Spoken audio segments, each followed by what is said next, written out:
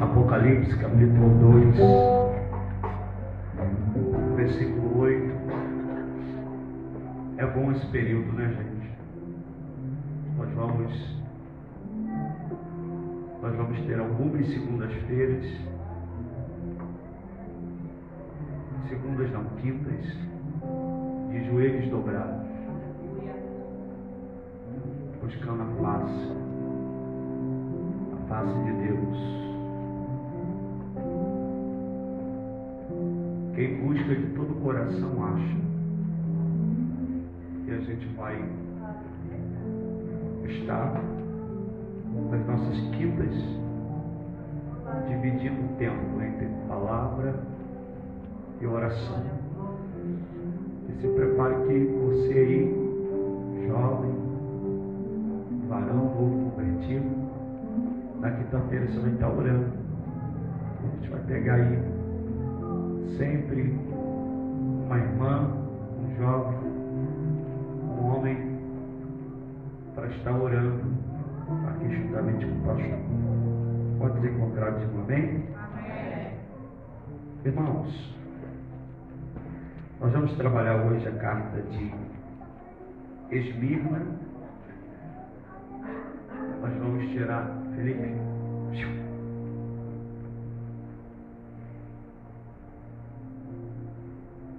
nós vamos tirar algumas lições desta carta. A gente está em um estudo sistemático de todo o Apocalipse, e hoje chegou a vez da carta direcionada à igreja que estava em Esmirna. Observe que toda a carta está sendo direcionada a um anjo. Esse anjo é uma autoridade espiritual que Deus constituiu naqueles dias sobre aquelas igrejas. Se você observar na literatura, a história de Esmirna, lá durante o período em que Paulo ficou em Éfeso, na sua terceira viagem missionária, toda a Ásia havia ouvido falar do Evangelho de Jesus. Isso está notificado em Atos dos Apóstolos, capítulo 19, verso 10. Pedro incluiu os eleitos forasteiros da Ásia entre os destinatários de sua primeira carta. Então, Esmirna estava aproximadamente 65 quilômetros do norte de Éfeso. Esmirna também era a terceira maior cidade da Turquia e o segundo mais importante porto do país. Esmirna também era uma cidade bem antiga, uma região que era habitada por aproximadamente 100 mil habitantes, uma cidade extremamente idólatra. Esmirna também havia sido destruída no ano 600 a.C. e reconstruída aproximadamente no século IV, também antes de Cristo. Então, há quem diga que Esmirna ganhou uma nova vida, né? Ela havia sido demolida e em seguida ela foi totalmente reconstruída, ganhando uma nova vida. Então, durante o domínio de Roma, Esmirna se tornou o centro da idolatria. É oficialmente conhecida como guardiã do templo.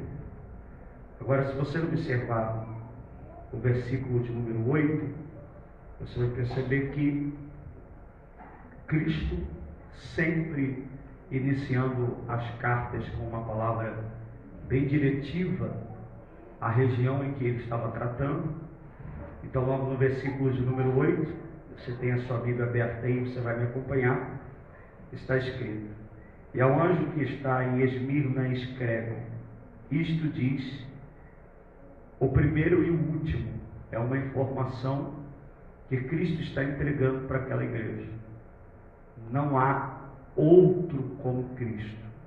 É um centro de grande comércio, onde a idolatria ela é extremamente avançada, e Cristo inicia tratando com a igreja dizendo acerca de sua soberania, a expressão de Cristo dizendo: eu sou o primeiro, eu sou o último.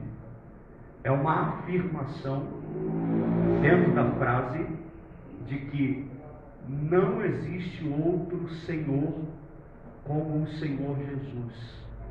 Então Jesus está afirmando para aquela igreja: vocês precisam continuar firmes, porque eu sou o primeiro e eu sou o último, ou os deuses que estão montados no meio de vocês, que são adorados, eles são deuses criados por mãos de homens, mas eu sou soberano, sou o primeiro e sou o último.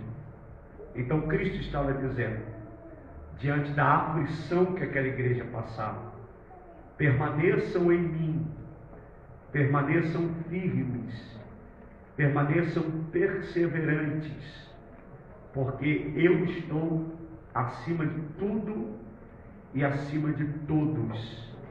Essa é a primeira lição que nós temos com a igreja de Esmirna. Qual é a lição? Eu, por mais que esteja passando por períodos de adversidade na vida, eu preciso estar firme em Cristo, porque Cristo é soberano, e Cristo é o único que tem o poder de gerar em mim aquilo que eu chamo de vida eterna. Amém? Então observe, abra sua Bíblia em Colossenses 1:16 até o verso de número 19.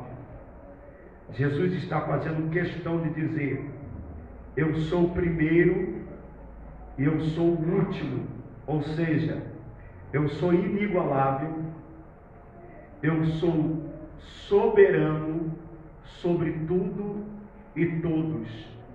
Quem é o Cristo da igreja? Ele é inigualável, ele está sobre tudo e está sobre todos. O que ele está dizendo é que ele tem o domínio de todas as coisas. Quando ele diz, eu sou o primeiro, a expressão primeiro está relacionado a domínio. A expressão primeiro aqui na Bíblia está relacionado a controle. A expressão primeiro aqui na Bíblia está relacionado a poder. Ele está dizendo, eu tenho o poder de todas as coisas, o primeiro. Eu tenho o domínio de todas as coisas, o primeiro. O que ele está dizendo para essa igreja é, ainda que você perca o domínio de algumas coisas, ainda que você perca o controle de algumas coisas, continue me servindo, porque eu estou no domínio e eu estou no controle de todas as coisas. Quando ele diz primeiro, ele fala de domínio, ele fala de autoridade. Quando ele diz último, ele fala de conclusão. O que ele está dizendo é, eu tenho o início nas minhas mãos, porque eu sou o primeiro e criei todas as coisas. Quando ele fala de último também, ele está dizendo, eu tenho o resultado final para qualquer história. O que ele estava dizendo é o seguinte, se você está passando por um período de adversidade hoje, Guilherme, no final, pode ficar tranquilo, porque eu sei o final que se dará. O que ele estava dizendo é o seguinte, antes de começar alguma coisa, eu já tenho o término daquilo que eu vou começar. Amém ou não amém? O que ele está dizendo é isso. Você já viu a escrita hebraica? A escrita hebraica, está ali o Normando que vai falar melhor do que eu. Ela não começa como a escrita portuguesa, a escrita do português. Portuguesa não, a escrita do português. A escrita do português inicia-se daqui para lá, sendo da direita para a esquerda. A escrita hebraica já começa ao contrário, começa de trás para frente, na nossa visão. É Deus dizendo, através de uma escrita também, eu já terminei tudo que vou começar. Isso fala de soberania de Deus. Terminar tudo que começou não é descontrole, não é desorganização. Começar alguma coisa pelo final. Começar, mas terminar antes de começar é domínio. Sabe o que Deus está dizendo? Quando Ele diz, eu sou o primeiro e eu sou o último, Ele está dizendo, aquilo que eu comecei na sua vida não tem como dar errado. Glória a Deus. Olha que, porque a gente fica muito preocupado com as coisas que se desenvolvem no meio da nossa vida, no decorrer da vida. Será que vai dar certo? Será que Deus está nisso? Será que eu vou conseguir? O que Ele está dizendo é, você não precisa ficar preocupado quando você tiver a certeza que Deus está na frente dessa questão. O que Ele está dizendo é, quando eu estou na frente dessa questão, não tem como dar errado. Seja projeto, seja sonho, seja faculdade, seja vida emocional, seja vida espiritual. É por isso que o céu está nos ensinando aqui com essa igreja a colocarmos tudo na mão do Senhor. Porque na minha mão pode dar errado, na tua mão pode dar errado, mas na mão do Deus que é soberano, Ele está dizendo, vai dar certo. Só descansar, só acreditar, só permanecer fiel aonde eu te coloquei. Então vamos para a carta aos Colossenses, capítulo 1, versículo de número 16, para nós entendermos a expressão primeiro e último. Olha o que ele diz, porque nele quem? Em Cristo, foram criadas todas as coisas nos céus e na terra, as visíveis e as invisíveis, seja tronos, dominações, sejam governos ou poderes, tudo foi criado por Ele. Ele é antes de todas as, Ele é a cabeça do corpo da igreja, Ele é o princípio, o primogênito dentre os mortos, para que tudo nele tenha supremacia. Isso é muito bom, porque aprove Deus que nele habitasse toda a plenitude. Quando Cristo diz, eu sou o primeiro, eu sou o último, Cristo está dizendo, em mim habita toda a plenitude. Então é por isso que o servo de Deus, ao invés de ficar apavorado, deveria ir para os braços de Deus e descansar, porque aquilo que a minha mente não compreende, a minha fé precisa aceitar. Aquilo que os meus olhos não veem, a minha fé precisa acreditar. E quando alguma coisa sai do meu controle, eu preciso entender que esse Deus soberano, que nunca perdeu o controle de nada, também não vai perder o controle daquilo que Ele prometeu para você. Você pode receber essa palavra? Olha o que Deus está dizendo. A gente fica muito afoito e a gente perde a nossa fé, porque a gente quer entender tudo, e tem coisa na vida que a gente não vai entender, tem coisas na vida que a gente vai ter que aceitar. É a mão de Deus e pronto. Não há como a gente entender tudo que Deus faz. Tudo que Deus faz é bom, é perfeito e é agradável, mas há conclusão disso tudo, porque às vezes o percurso é doloroso. Quer ver? Deuteronômio, capítulo de número 8. Olha o que Deus vai dizer. Foi eu que te coloquei no deserto, foi eu que te deixei passar fome, foi eu que te deixei passar necessidade, só para saber o que há no teu coração. Bom, perfeito e agradável. É bom passar fome? É bom passar necessidade? É bom passar aperto?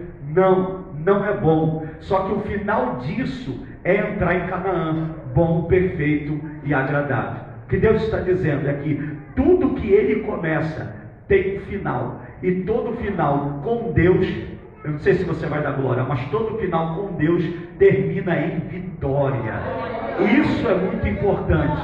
Porque ainda que você não tenha entendido ou não esteja entendendo o processo de vida que você está passando, o Deus que você serve está no controle de tudo, gritando: eu sou o primeiro, eu sou o último, eu sou o primeiro, eu sou o último. É Cristo dizendo: eu sou o princípio de todas as coisas, primogênito dos mortos. O que vem a ser primogênito dos mortos?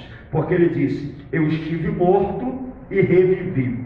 Eu estive morto e revivi. É a segunda frase aí, no capítulo 2, versículo de número 8. Mantenha a tua Bíblia aberta. Então, primeira frase, o primeiro e o último. Eu não vou aqui aplicar teologia. Eu vou aqui pegar a teologia e aplicar lições. Então, qual é a primeira lição que nós aprendemos em Esmirna? Que ele é o primeiro e ele tem um controle de todas ele tem um domínio de todas então eu tenho que descansar, porque ele já concluiu todas então eu preciso só permanecer firme, só isso, diga amém? Então eu sou o primeiro e o único, é a expressão, a primeira expressão. Diga por Jesus, qualquer coisa eu pego aqui, meu filho, se der. Fui morto, ou que foi morto e revi? Que foi morto e revi? Expressão ser morto está relacionado ao sacrifício da cruz, ou na cruz de Jesus. Porém, Jesus não foi morto. Jesus não foi morto. Eu vou repetir de novo: Jesus não foi morto. Examine comigo, se você puder. Eu vou te provar que Jesus não foi morto. João 10, 18. Abre para mim, por favor. João 10, 18. Jesus não foi morto. A morte não matou Jesus. Você já me ouviu falar isso daqui. A morte não matou Jesus. A morte matou Adão. A morte matou Salomão. A morte matou Davi. A morte matou Sansão. A morte matou Isaac. A morte matou Jacó. A morte matou Jefté. A morte matou os profetas menores. A morte matou os profetas maiores.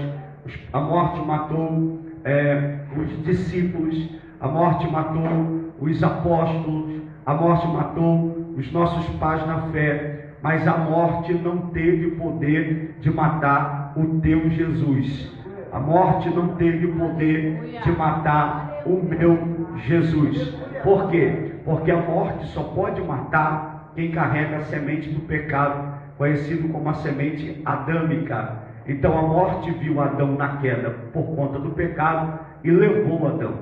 A morte viu que Matusalém, que viveu mais do que todos os homens na Bíblia Sagrada, também carregava a semente do pecado e levou Matusalém. Moisés abriu o mar vermelho, recebeu as tábuas da lei, viu Deus passar na fenda descostos, viu a glória de Deus, viu Deus na sarça. Moisés, um dos maiores profetas, também viu a morte, porque nas montanhas de Moabe morreu Moisés. A morte matou Moisés. A morte matou Eliseu, que realizou 14 milagres, sendo o 14º milagre do profeta Eliseu, quando ele estava só o osso dentro de uma sepultura, jogaram o morto dos ossos de Eliseu. Ele tinha apenas 13 milagres realizados. O 13º milagre aconteceu. A morte matou Eliseu. A morte matou João. A morte matou Pedro. A morte matou Tiago. A morte matou Tomé. A morte matou Bartolomeu. A morte matou os nossos pais na fé. Daniel Berg e Bruna Vig foram mortos pela morte. Todo ser humano, tirando Jesus, Enoque e Elias, não passou pela morte. Porém, Enoque carregou a semente do pecado, mas não morreu, porque Deus levou para si. Elias carregou a semente do pecado, mas numa carruagem de fogo, no redemoinho, que não foi a carruagem de fogo, subiu Elias para morar com Deus. Só que Cristo é o único que está pregado lá na cruz, e ele grita: Tetelestai, está consumado, e ele decide entregar a sua própria vida. Então, quem é a morte? A morte que prevaleceu até Jesus, nos pés da cruz, a morte perde a força, porque nos pés da cruz, ele olha para o Nazareno e não vê nenhuma mancha de pecado. Ele olha para Jesus e não vê nenhum pecado adâmico dentro dele. Então, leia para mim, por favor, João, capítulo 10, versículo 18, no 3. 1, 2, 3. Ninguém tira de mim, mas eu de mim mesmo a dou. Tenho poder para dar e poder para tornar a amar. Este mandamento recebi de meu Pai. Vale um aleluia, não vale? O Jesus está na cruz, Débora, aqui, ó, pregado. A morte para na cruz, cruza os braços e diz: eu não tenho poder sobre ele. Então Jesus está dizendo: a morte não é forte. Forte sou eu que venci a morte. Glória a Deus. Eu vou dar a minha vida e eu mesmo vou tomar a minha vida. Oh, glória a Jesus. Colossenses 1,15, o texto vai dizer que Jesus é primogênito dos mortos. Então abre aí Colossenses 1,15. Jesus é primogênito dos mortos. Primogênito dos mortos. Abre aí Colossenses 1,15.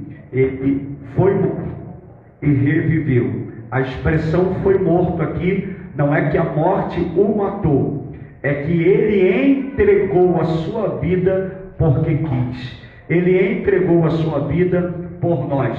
Olha o quão poderoso é o teu Jesus. A morte nunca matou Jesus. Ele é muito poderoso, porque se a morte matasse Jesus, a morte seria mais forte do que Jesus. Então Jesus venceu a morte. Então, já que eu estou falando de morte aqui, não existe morte para quem é crente em Cristo Jesus.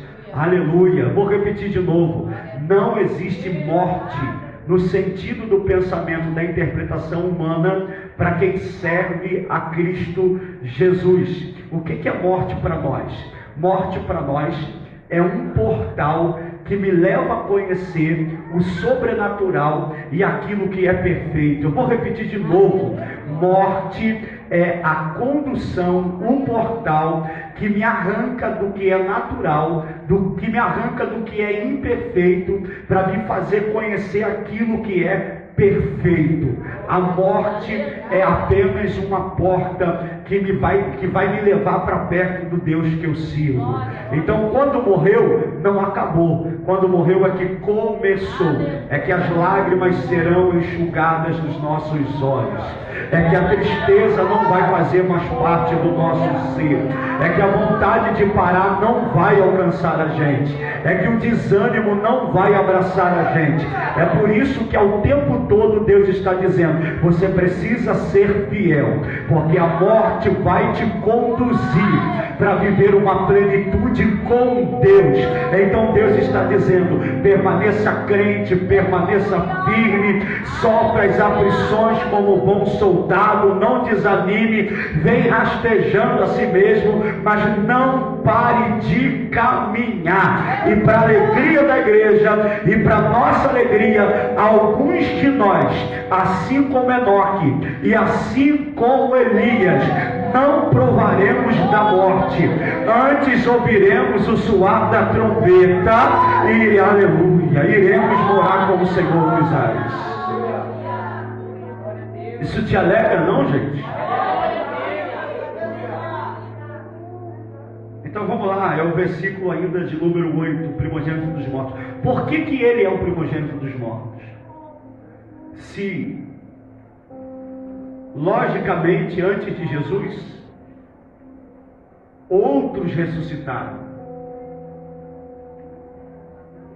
Nós temos na Bíblia 10 ressurreições. 10. Nós temos na Bíblia ressurreições. No Antigo Testamento, o moço que é jogado dentro da cova do Eliseu, o filho da Sunamita, No Novo Testamento nós temos uma série de ressurreições. A menina, filha de Jairo. Nós temos o próprio Lázaro. Nós temos uma série de pessoas que morreram, que ressuscitaram, mas tratando dessas que ressuscitaram no Antigo Testamento, por exemplo, como morto que vai ser lançado na cova do profeta Eliseu. Ele ressuscitou antes ou depois de Jesus? Na lógica, antes. A história marca o antes.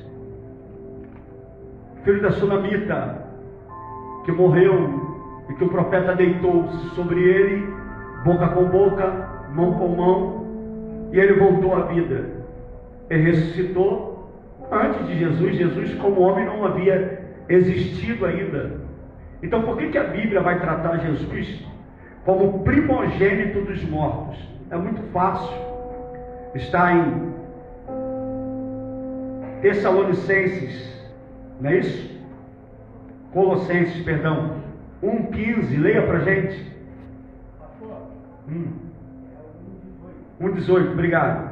1,18. E ele é a cabeça do corpo da igreja, é o princípio e o primogênito dentre os mortos, para que em tudo tenha a preeminência.